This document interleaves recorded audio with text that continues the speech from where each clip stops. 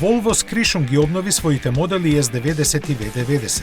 Измените се толку суптилни и незабележителни што дури и самите швеѓани тешко ги наоѓаат, заради што акцентот во соопштението за јавноста е ставено на она што навистина не може да се види.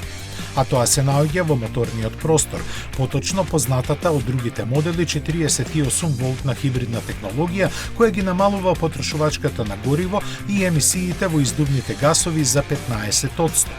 За внатрешноста се предвидени бежично полнење на телефоните, унапреден Bowers & Wilkins премиум аудио систем, 2 USB порта назад и систем за прочистување на воздухот кој ги филтрира штетните цврсти честички во кабината.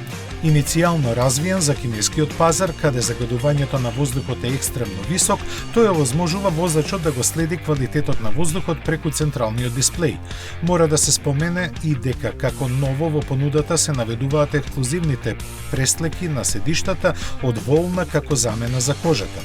За перфекционистите сепак ќе кажеме дека овие модели однадвор се разликуваат по изменетиот долен дел на браникот и спойлерот, новите светла за магла и малку дотераните LED задни светла кај караванските V90 и V90 Cross Country.